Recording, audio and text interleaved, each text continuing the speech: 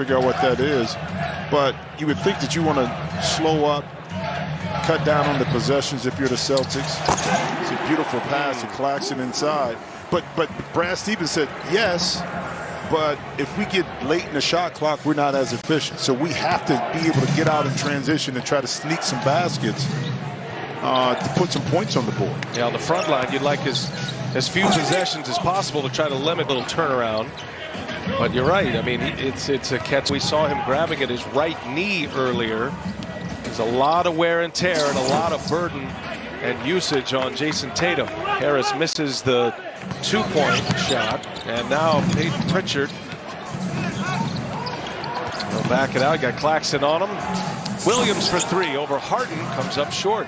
And it's a challenge too with no Jason Tatum in the lineup. Where do you get your offense? Okay, I know Jabari Parker is a very capable scorer, but he hasn't been in the lineup that often. So Boston has to figure out ways like this maybe to get out in transition. And just like that, as Parks do get an easy one.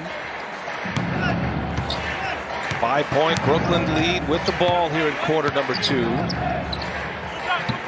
Harden on the floor. He and Harris running with the 3 bench players, and Shamet and Johnson. As Claxton looking up top and defended well by Parker. Harden got it back, misses it. Williams with a rebound.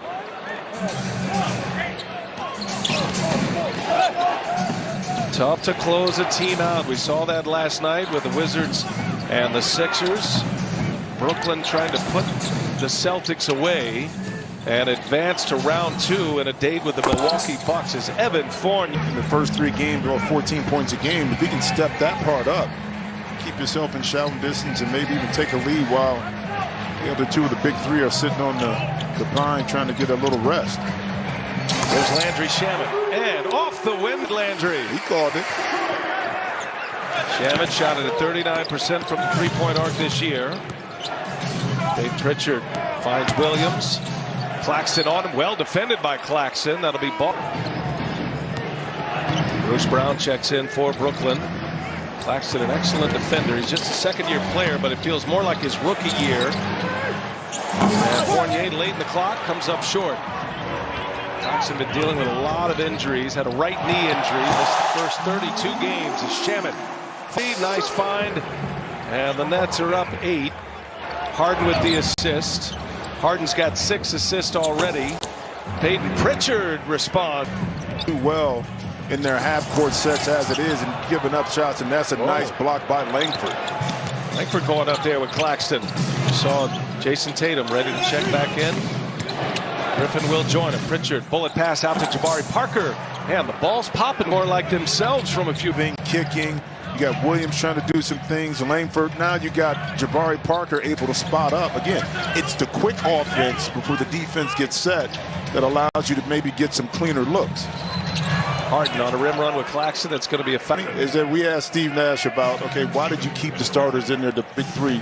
He was like, well, to be honest with you, we didn't think that it was over. I'm thinking like a coach, and then Jabari Parker picks up the foul. He's thinking like a coach. Right. Like to us, it's like, okay, why are they still in the game? 15, so we've had a number of first-year coaches get to the promised land in the NBA going back the last 6 seasons. Yeah, but that right there is a little skewed. Like numbers don't tell the whole story. Look at the teams and the players. And speaking of players, it's because those teams and those individual players were so great that allowed a first-year coach not having that experience to win.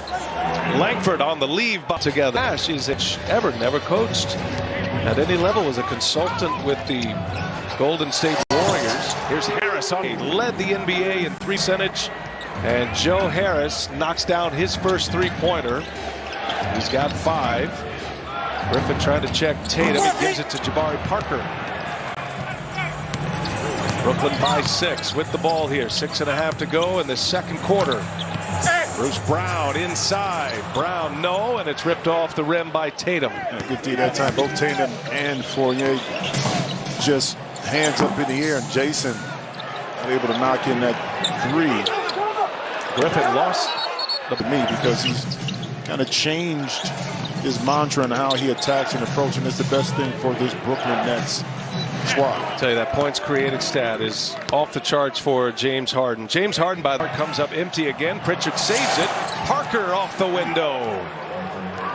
For the game, we're kind of at the point now we're going to have to play our young guys, give them extended minutes, sink or swim mode, down 3-1 in this series, and so far they're swimming well.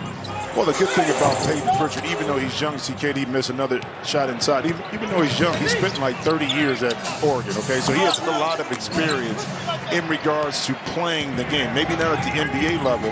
And more importantly, the coaching staff trusts his decision-making because he played throughout the course of the season.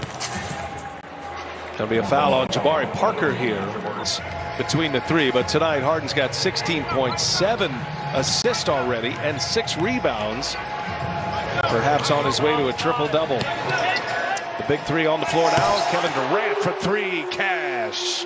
You know, back in the day when you had pace is faster, more possessions, more shots up, guys are still going to be able to get the number of attempts, see a turnover.